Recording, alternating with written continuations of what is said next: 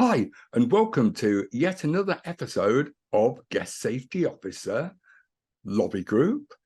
It's fantastic, and yes, I know some of you will have noticed that Gary's back. It is good to see him. Let's not kid ourselves. We are pleased to have him back. It was a fantastic episode last week. But Gary, how did you watched it? What did you think? It was a great episode, Ian. I really enjoyed it. It's nice seeing the ladies on the show and, discussing their points of views and their time in the industry. It got some really sensible ideas as well. Perhaps people should do exactly what they're saying. Listen to them more. Maybe so. Maybe. Oh, you're going to be on the, you won't be getting your tea tonight. I can tell you that. Anyway, Gary, first of all, quickly introduce yourself. Hello, I'm Gary Twining-Wright. I've been in the industry for 37 years. I've done most things in security, from close protection, training, retail, undercover. The only things I don't do, as I said previously, I don't do cybersecurity because it's not my bag. It's not your bag. Certainly and I'm Ian Fox, and I'm what's known as a generalist. There's not much I haven't done in security, apart from the actual job, of course, because that's too dangerous. That's why we have Gary on the show. Gary's the talent, and I am the looks, apparently. Anyway, today's show, hopefully, is a very serious one because it's about one-man doors and how can they exist, essentially. How can a one-man door still exist in today's age, in 2023? It's wrong. But in all fairness, we thought it was time to have a look at this and discuss it and see if we're wrong. So if the purpose of having a guest safety officer at a venue is to protect customers and public safety, then Gary, why aren't they required whenever the premises is open? good question, and it's a question I've been asking for ages. If you're required security on a Friday, Saturday, and possibly a Sunday, why are you not required security Monday, Tuesday, Wednesday? Now, I know some people out there are going, oh, yeah, but some of our venues are. Yes, some of the venues do have security 7 days a week, but a lot of the venues don't. That's it. There is the license states you need security on Friday and Saturday night. What's the difference between Monday and Friday and Saturday night? Well, that's it, isn't it, Gary? Because when, from my experience, is when violence or abuse takes place of either the guest safety officer or the staff of the venue, then it's usually the result of an emotional outburst, isn't it? Yeah, because people come in, you come in with your mates, you come in with your girlfriend, you come in, there's loads of strangers present, have a few beers, you have a laugh, and then something goes wrong and it all kicks off. Now that can happen on any day of the week, can't it? It doesn't happens all the time. That doesn't just doesn't happen on a Friday or a Saturday night. It happens on a Monday, it can happen on a Tuesday, happen on a Wednesday. I mean, but what is it? The fact is it because Fridays and Saturdays are more busy and more because it's the end of the weekend or end of the week, sorry, and people are more liable to be going out and doing stuff? Is that why we're having these extra security for the weekend or security for the weekend? Yeah, because that's it, isn't it? It's not so much about having extra security for the weekend, although we will go into that later. The fact that why do you only need to cater for that on a Friday and Saturday as opposed to all the other days when it could take place, and at what particular time of the day? Who's responsible at that particular point in time?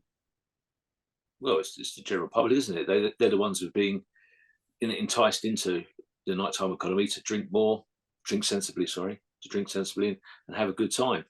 Yeah, well, think about it, Gary. How come the licensee is given dispensation to let whoever it is into their venue? What changes? what changes under the Health and Safety at Work regulations or the Health and Safety at Work Act that makes it all of a sudden turns,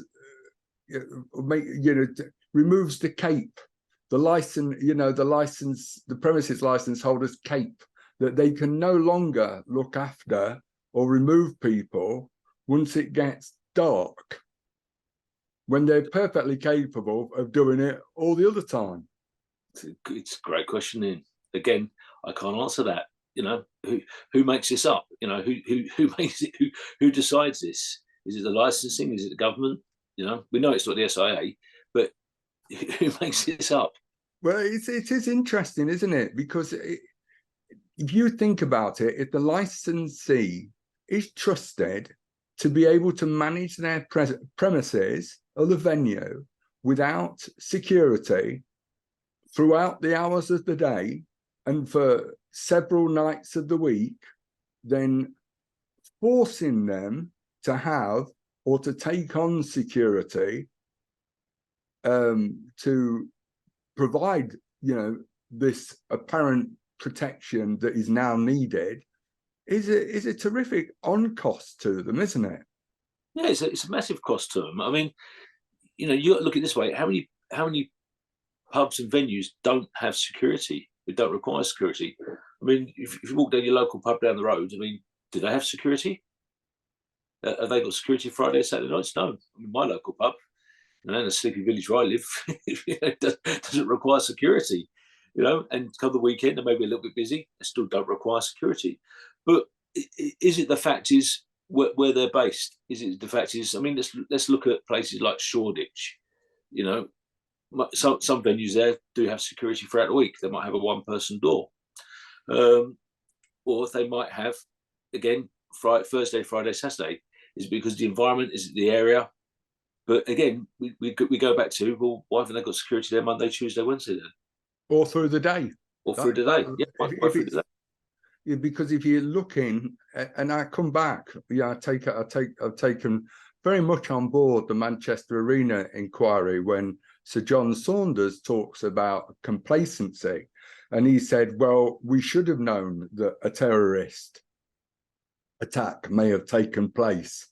Didn't matter the fact that nothing could happen for several years there in the UK. What mattered was it was a possibility, it was a known that it could occur, and therefore steps should have been taken, and that the venue was complacent. That's basic. Complacency played a part. Well, if you're going to take that issue, and Sir John, in all fairness to him, in terms of licensing, he is a guru, then one would have to say, then not having security present in a licensed premises is also complacent, especially if it's a known that you need it on certain days of the week, because it's inevitable then that you would need it on all the other days and hours that you are open, or it needs to be stopped completely. It's either relevant and proportionate, or it's not.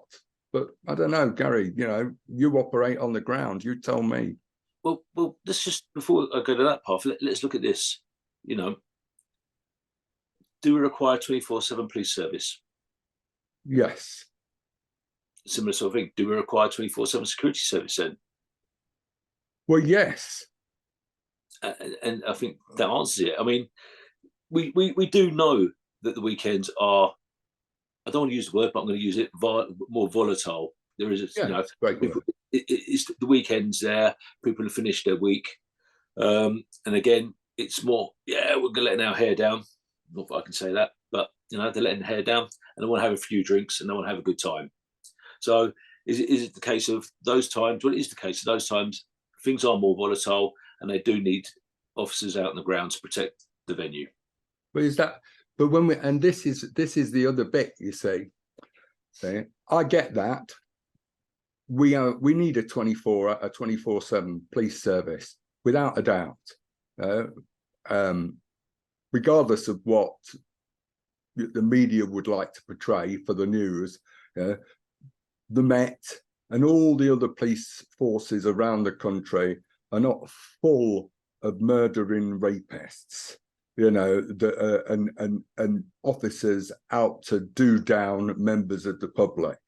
Vast majority of them are good people trying to do an extremely difficult job under pressure.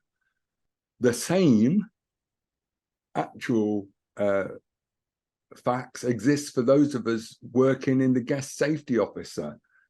We go out not to cause trouble, not to do anything, not to prevent anybody from having a great time, but actually to make sure that people are kept safe. They're given a civilized space in which they can enjoy themselves. Is that a fair comment?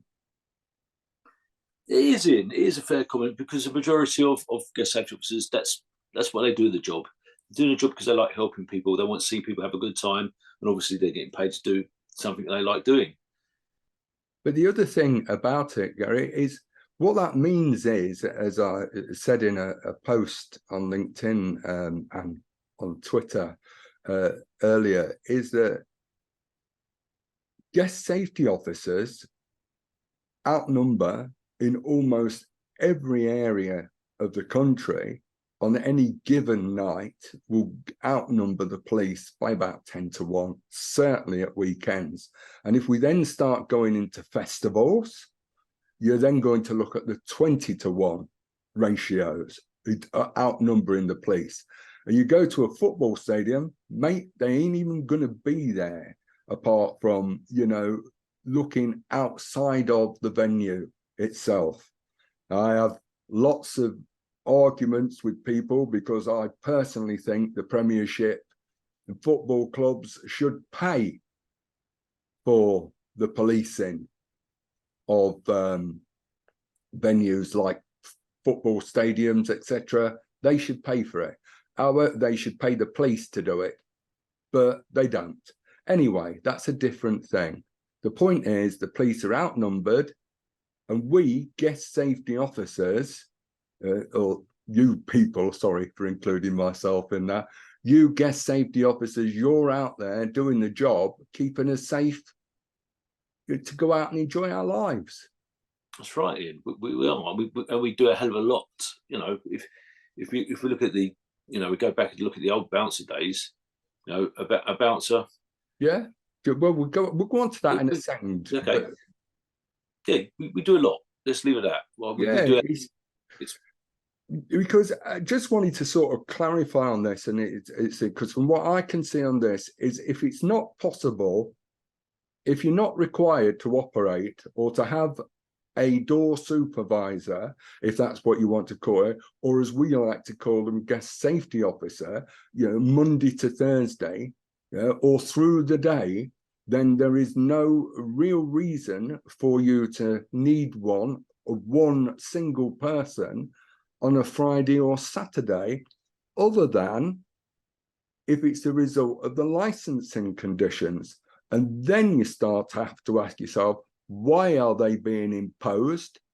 Is it to protect the public, or is it to provide a plausible excuse for the fact that what guest safety officers are doing is providing security, public safety on the cheap, policing on the cheap? What do you think?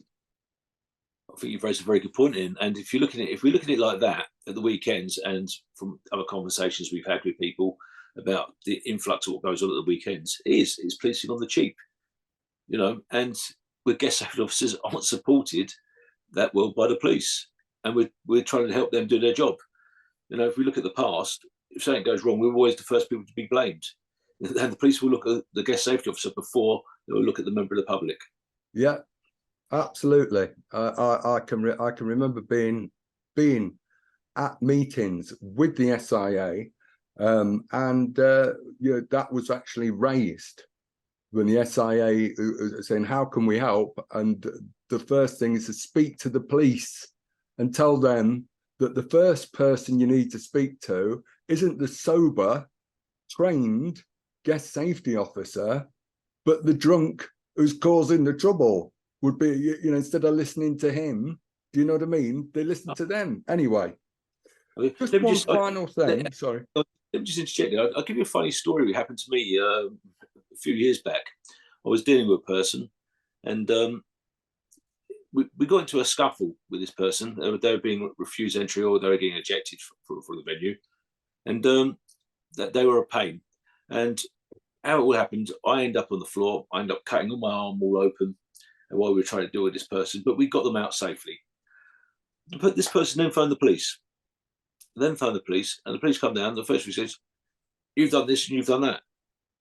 And I said, "No." I said, "If you look at the state of my arm. This is me trying to get rid of this guy, and this is what he's caused me." The whole thing changed, but there was still more interest in the other person, and there were my injuries, which the person caused. You know, it's always the way, isn't it? Yeah. So I just got to ask this thing. Do you know anyone who can explain how the 1 to 100 figure for a venue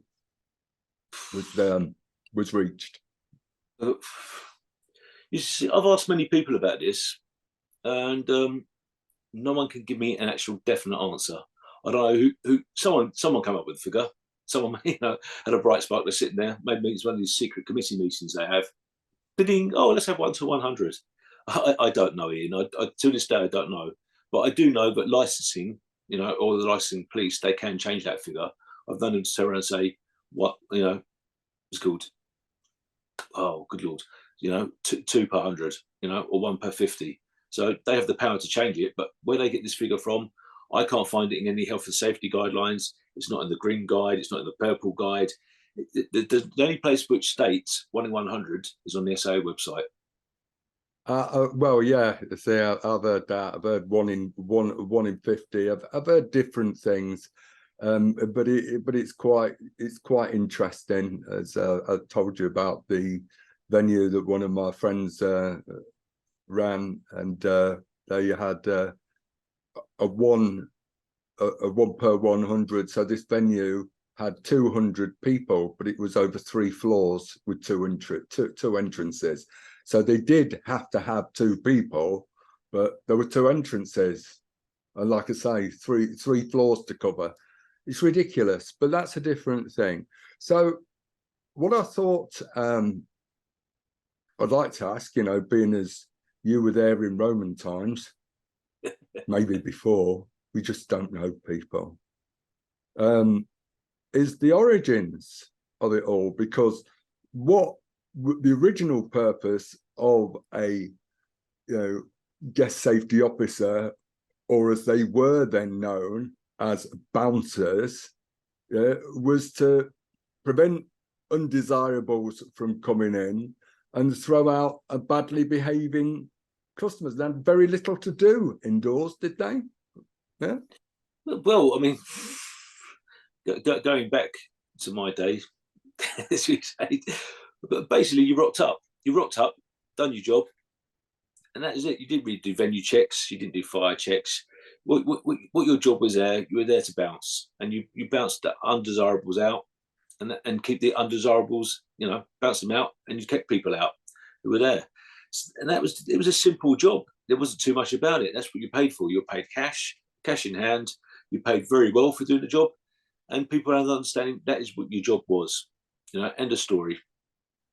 So, but it's an interesting concept, that, because from my time, you know, when I started going out, the people that worked on a door on their own tended to be very large units, big human beings.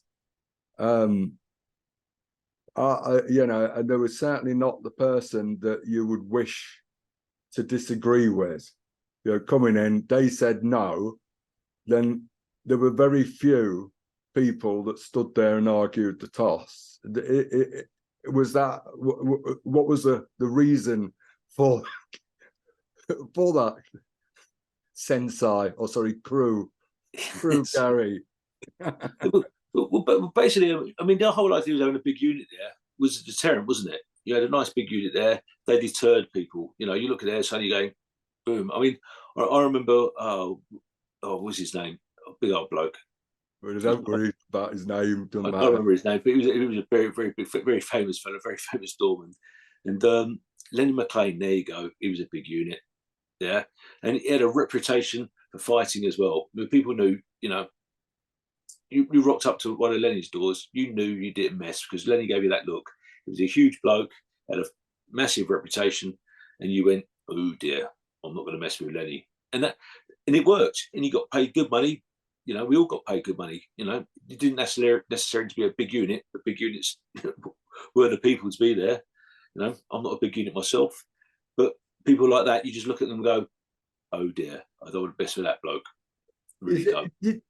I mean, in those, you know, I don't know if you can remember that far back, but you know, when you were there, would you get put on a door on your own first off? So here you are, day one, you've just turned up. Would you then get sent off and said, oh, Gary, go down to whatever pub it is? Yes, Ian, I would. You know, but back in the day, it was very much like that. Can you go and sort that place out for me, please? And off you trotted, and you sorted the situation out, and it was sorted out very quickly. But when I say that, I don't mean it in that sense. So my apologies there if I haven't articulated the question. But they wouldn't trust you. Surely you had to go somewhere first and show that you were capable of going out on your own. Did you not work as part of a team in the club first of all, or?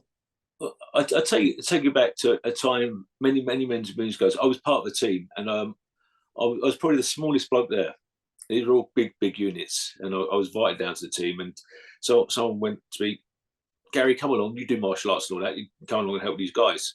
I'll go, yeah, all right. I'll do it for a laugh. And basically, they stuck me on a fire exit. You know, as everyone starts, there I was in the middle of the club, smoky club, all horrible, breathing all that heavy smoking. But there I was in the back of the dance floor, and a fight broke out on the dance floor. So I was the only person on the dance floor near the time by the fire exit. So there I was breaking up this fight, nice and simple. Anyway, so the head doorman was there looking at me and went, "Bloody hell, you're Andy." And from that night onwards, I was never on the fire exit again. I was on the front door. And from that moment on, yeah, Gary can go and sort it out and send me where this place was or that place was, and you know, you built your reputation up by that. Yeah. So essentially, you didn't get what you get these days, where you get somebody who's 4 foot tall, 2 stone wet through. They have been going to work on a venue on their own, and to be expected to do it safely. They wouldn't have survived back in those days, Ian. They would have been eaten alive. They would be, they would have been bounced out by the patrons. There's in there. Yes. So there was a certain raison d'etre behind things, because I know it's not every club was obviously subject to a protection racket of sorts, but certain clubs were, and certain venue owners knew that if they didn't employ certain security firms, that they wouldn't be operating. Is that a fair comment? But obviously, back in the day. Put it this way: back in the day, there was many places like that which were run by certain let's say, not straight companies. Yeah, they weren't straight companies, and basically it was a protection racket. We're putting our people in there to look after your place, and you're paying us money to look after that place. And if you don't, then a number of people might get into your place and damage it. Yeah, I know. One of my favourites is one guy I know was referred to by the owner as his nuclear deterrent, because not only if you caused any damage in the club, this bloke would come down and pay you a home visit, to explain to you the error of your ways. Now, what made me laugh is that club was run by 3 people. Yeah, they held about 1,000 people, 700-800 people. Yeah, on an average weekend, doubting that. 3 people, three people ran that club. Yeah, nobody messed around. You'd occasionally have some army chaps that would rock up, and then they would soon learn the error of their ways as well. And they weren't silly boys, but it was about building good relationships, which they had with the army, which they had with the punters, and obviously, your main man would visit you if you got too out of order. Right. It's really good, that is, because the only thing, as you said there, is the council, was basically, it was cash in hand, wasn't it? That's right. It was easy money. It was good money. It was easy money. As I said, the money we were getting back then, if you look at it, we were getting £10 to £15 an hour. That was 37 years ago. And your average security bod was on £2.50 an hour. Well, yeah. What council? Did you needed a council license? I think at best, wasn't it? And that cost you a couple of hours training, or did that come in later? No, the council license came in a lot later. I mean, in the early days, you didn't need a license at all. Anyone could rock up. Yeah. Well, I can't think when the council licenses came in. When they come in? About in the mid-90s, I think. I'd have to check with licenses, to be honest with you, mate. I've still gone flying around. But yeah, the council license. But you're required to do a 2-day training course for the council licenses. I thought it was just a couple of hours. Some of the ones I know were like 4 hours. No, it was for us, it was a 2-day. I mean, I think it started off in Surrey. The first licenses came out. I believe so. I mean, if I'm wrong, someone can tell me. But yeah, I think it was Surrey was the first person to do the licensing. Then Westminster jumped on, because everyone had to have a Westminster badge. And then slowly the local councils all started jumping on board. So you had to have a Barnet one, a Camden one, an Islington one, Haringey one, a Hackney one. I mean, I had about 7, 8 licenses at the time. But yeah, you were required to do the 2-day course, which was a good 2-day course. It was in depth. You done fire training. I can't remember if you done first aid training, but you done radioing, you done searches, you done the law bits and pieces. And it was a good course. Oh, I see. Well, that's what you need, isn't it? Right. At the end of the day, you need something that's of value. But so when did it get done? Did you have to take, like you said, it's 2 days, Gary? I mean, that doesn't sound like a 52-hour course at all. How did you manage? Good question, because I tell you, going back to the day, I'm having to think a little bit now, Ian, because you've now got me on the spot, because we're going back a few years. But yeah, what would normally happen? It was on a Saturday and a Sunday, so we'd finish work around about 4 o'clock in the morning, or whatever, or 2 o'clock, and then we'd start the course at 9 o'clock on Saturday morning, and it will finish around about 4 or 5 o'clock. Then we'd have dinner and go to work again. Yeah. So yeah, it was smashed out over a weekend. Yeah, literally smashed out over a weekend. And I know I've been sat there, when you've worked and been out and then driven, because when I did my stuff, then I had to drive to it, which was another half an hour. So I'd finish work, then I'd have to drive home, get changed, come back, all the stuff. And you'd be hanging, you were like, please, just hoping that you could get half an hour in the car to give you some kind of a boost. Yeah. But we don't do drugs, kids. I just want you to know that we never did drugs. We're not that. We rock. Anyway, I want to just very quickly talk about the fact about what it is all like now. Because yes, it has changed beyond all recognition. And I think rightly so. Absolutely. As you know, I am an SIA licensing fanboy. I'm not going to pretend that I'm not, and I make no apologies, because the reality is even if the SIA didn't exist, we still need to have a regulator and a regulatory model anyway, that somebody would need to be there. Because I think, was it yourself or so, City Hall, government is always going to take their cut.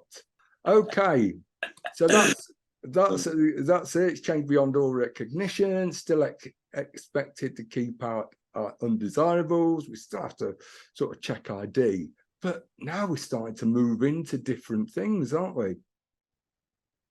Well, the whole thing's changed, and as I say, the days of the bouncer are gone. So yeah, as soon as we've now got a regulator in play, the dynamics have completely changed. You don't just rock up to the venue, get your drink, stand on the door, talk poo to people, and just sit there and look pretty and bounce people out and don't let desirables in. Now it's a different ball game. We've got so much more to do. We've got health and safety considerations. We've got venue checks to do. So we do those. We're doing our toilet checks, cubicle checks, checking the smoking area. We've got to be trained in first aid. We've got to be trained in fire marshalling, vulnerable people, welfare of vulnerable people. The list is endless now. And, just two different anomalies. Absolutely, two different things altogether. We are far more professional now than what we were, 37 years ago plus. Yeah, well, yeah. I mean, I just thought, like you said, it's you look at all of those, but you've still got lost property to do with, like first aid. You've got admissions, haven't you? You've got to clock people in. That what people don't realise is, yes, you're clocking people in and out for numbers, but you're also clocking people in and out for fire safety, so that we know how many people are in. We might not know your name, because obviously your name's not down, you're not coming in, but we do need to know how many of you are actually there, don't we?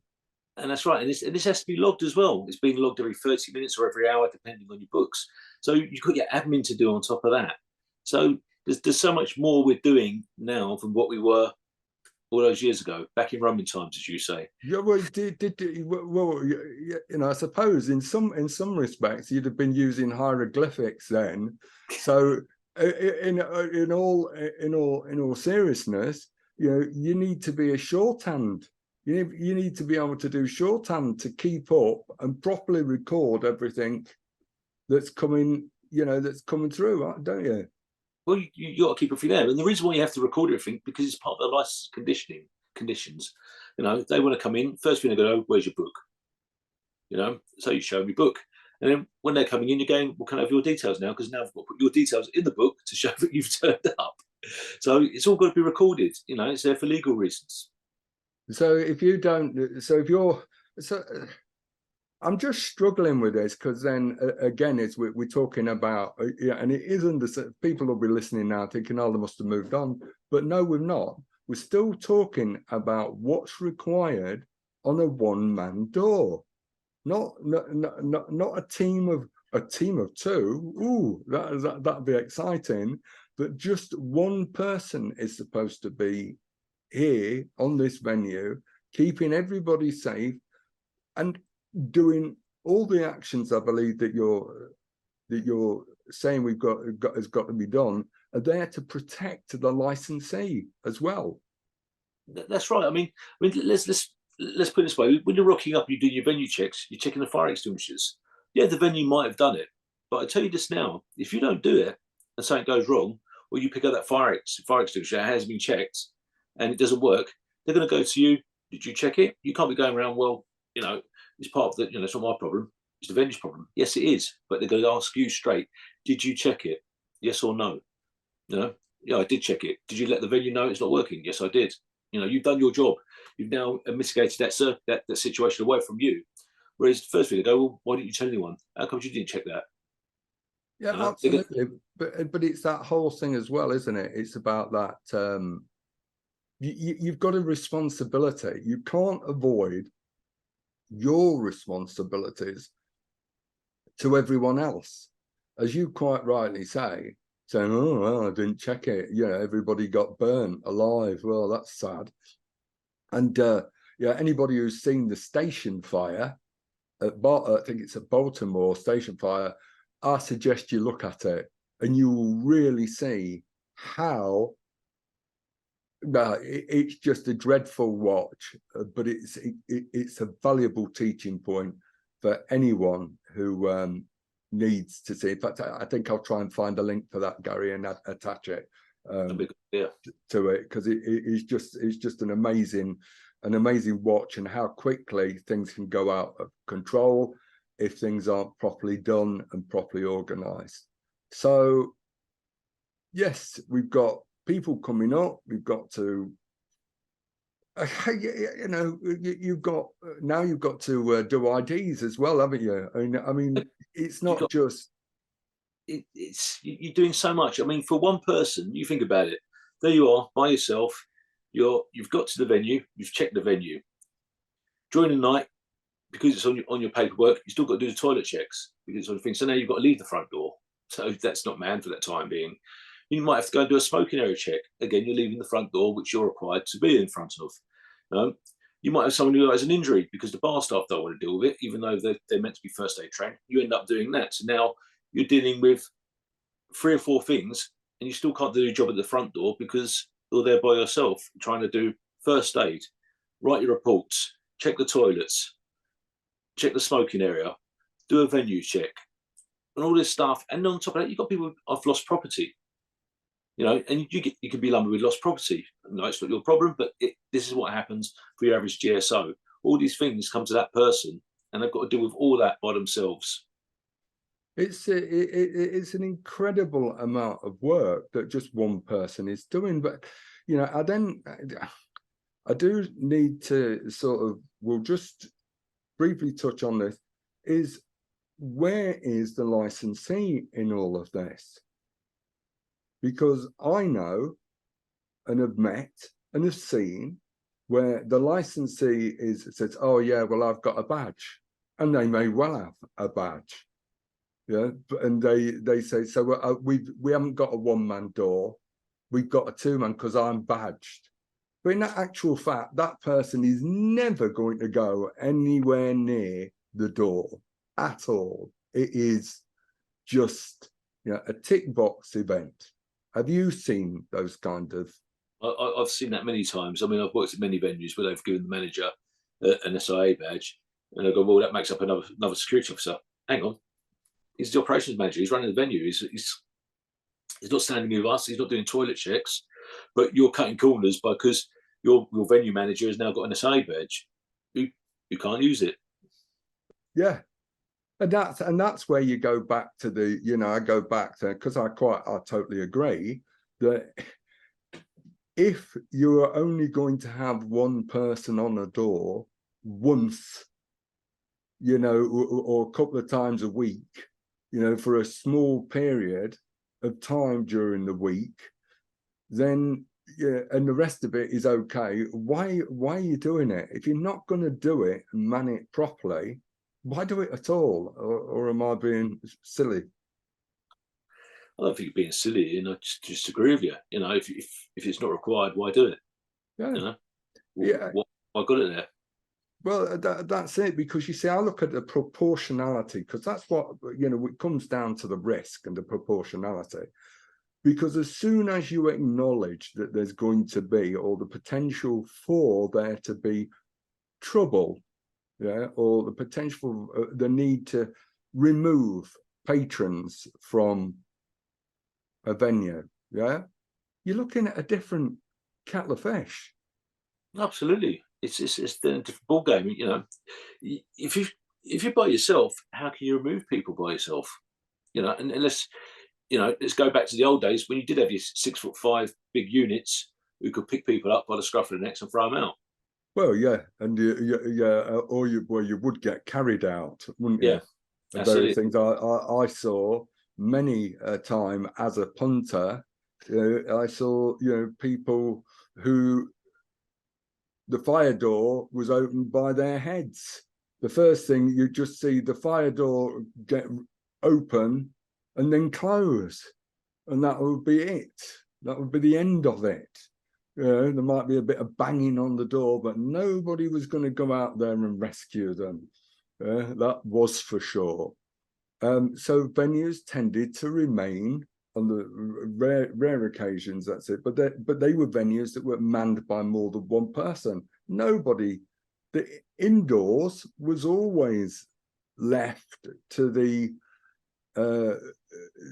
with the landlords or landladies purvey, wasn't it? They looked after it. It wasn't anything to do with you stayed outside on the door all weathers and did whatever. But it's changed. But let's just quickly now touch on the PI side of this now, because you're a one-man door, and as you've said, how are you going to get somebody out? The weight, Asian health and safety guidance says there's no specific weight. It doesn't say, oh, you can't lift this weight or lift that, etc., because that's it. But when you look at manual handling, most of it recommends no more than 25 kilograms for a man, providing it's lifted and moved in the correct manner. Yeah, how does that work when you're dealing with an uncooperative human being? It doesn't, Ian. That's how simple it is. It does not work. You know, and unless you're a massive unit, you can literally carry someone out. That does not work. Your average security officer, I don't know what they brought, 5'10", 5'11", maybe, I don't know, or even less. They are not going to get that person out. Impossible. Even with the current PI techniques, they're designed for two people. They're not designed for one person. And your answer is, you know, as I said, it just doesn't work, and it won't work. So if you can't, so if you need two people, that is the sort of minimum. And bear in mind, I think the SIA training says that the minimum requirement, if you've got stairs, is that you would need 3 people. So in the event that there was something going on, you'd need 3 people to move one person out. That's if you got to lift them upstairs or bring them downstairs. You need 3 people to do that. The door would still need to be manned. And what happens if something else occurs? Because usually, I mean, call me stupid, but normally when people fight, they're not fighting themselves. You're absolutely right, stupid. But it just doesn't work, Ian. You know, I've been at events, I've been to bars and clubs, and if it's going wrong, it's going wrong. You know, you've got 2 or 3 people dealing with one person. You've got another person. You know, you might have other people dealing with another person. You just don't have enough staff. You know, we were talking about the SI again, minimum of 3 people to move down the stairs. I don't know if you've ever seen that technique. That's where that one come from. I've got no idea. You know, and again, they're secret society, special people who put that together. I don't think they've ever realised when you've got an intoxicated person high on drugs or alcohol, and they've got to be taken downstairs. That system does not work. It does not work, and it is not safe. It may work in a care home with an elderly person who's quite happy to go along with it, but that system doesn't work. And, you know, one person to try and remove someone, it will not work unless they are, you know, a super duper person who've got great skills, great facilities, and can manage to do it. But majority of the time, it's designed to fail. Absolutely, it's fully designed to fail. So I'd agree, because most of the techniques that are used in those kind of settings, that where you might be able to make it work with one person, are pain compliant. And even then, you're going to be struggling, because with a pain compliant technique, there you have to remember that the person who you're trying to do that with has had their senses dulled. They've got adrenaline pumping through them. They are not going to feel pain in exactly the same way as they would do in other circumstances. Does that make sense? It sort of fully makes sense. You know, I've been down this path. I mean, being a martial arts artist since I was 8 years old, I get a full understanding of it. you know, it just does not work. You can't put pain compliance on an over intoxicated person because they don't feel pain, and when they're not feeling pain, you know, then it just doesn't work. And the other flip side to this, if this PI training which we put through security officers through, if they're not keeping this skill up, it's a skill fade. You know, it's a straight skill fade. They will not remember the stuff they've done. You know, myself, I've been doing it. I keep saying it's been doing martial arts for many years. I still have that skill set. It's been drilled 1,000 times. But when they rock up and do their, you know, what their PI training for 30 minutes or 40 minutes or a few hours, once they've left that arena or that environment, it's gone. They're not constantly training it. They, you know, it just does not work.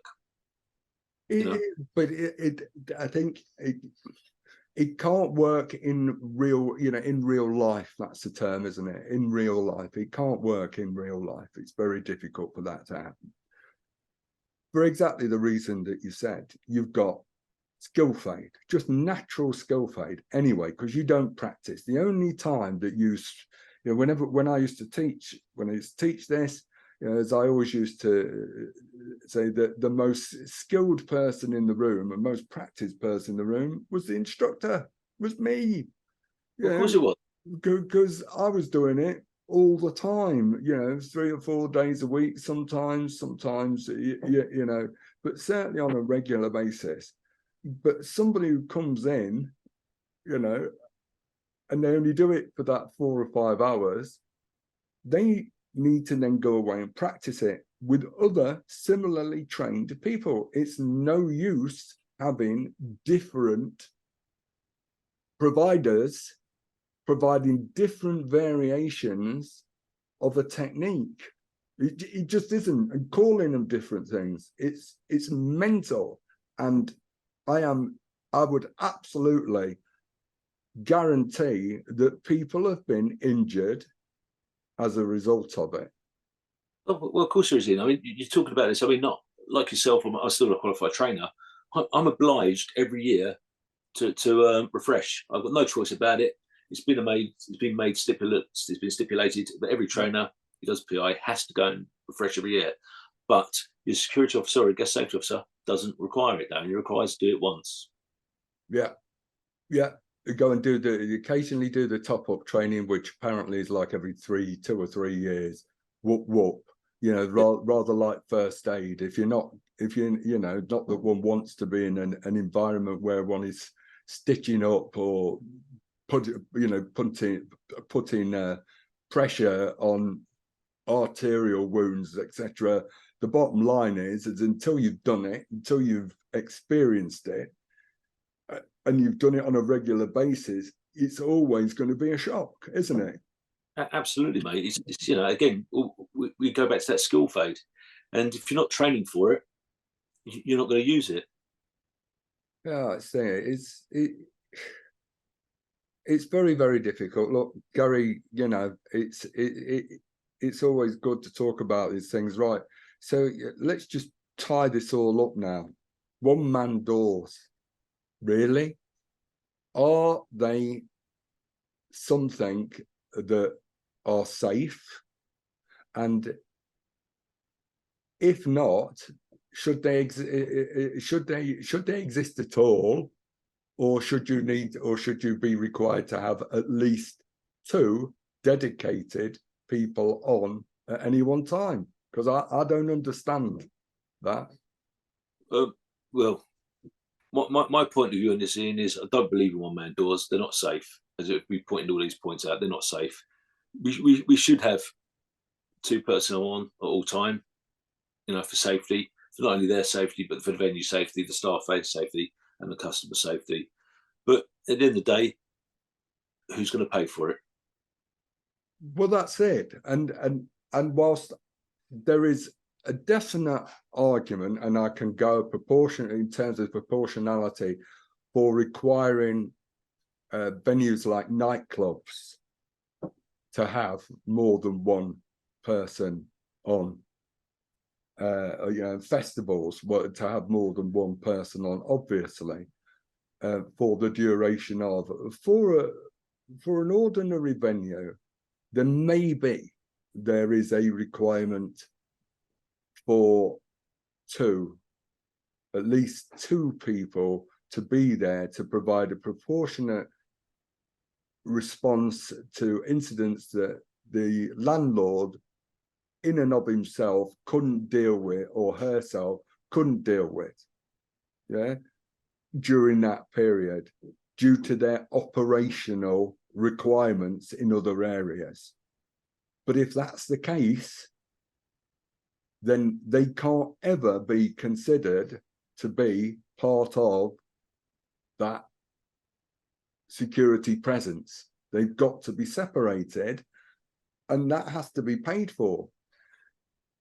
The final thing that I'm going to say on this, from my perspective, is if we have a properly secured environment in which customers can come in and enjoy a civilized, and you can take advantage of civilized space, and that venues can operate in a civilized manner for the benefit of their customers, then that's got to be a good thing.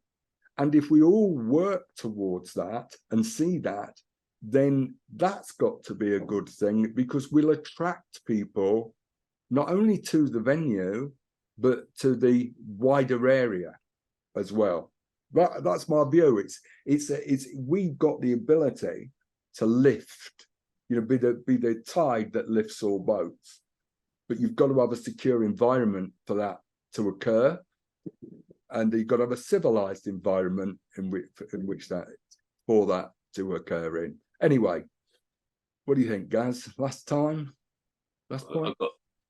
I've just got to agree with you, and I think we both agree on this point. I agree 100%. As I said, I don't feel these places, one-man security doors, are safe. But if we could create a civilized space, do we need security there then? Well, I think you're always going to need some kind of, but it's where it is. Where Absolutely. Is that? Does it have to be in the venue? Could a properly organized security presence be outside the venues, ready to be called upon? We've heard of street marshals, street ambassadors, etc., but there's got to be another way if we want to make our streets safer. And if we are going to call it cheap, policing on the cheap, then let's make it work. Let's do it properly. Let's not mess around. But still, all right. Okay, Gaz, brilliant show. It was good to have you back, mate, I have to say. Thank you, Ian. Yeah, it's good to be back. It's good. No, we won't do that. I'll see you later. Cheers. Bye-bye.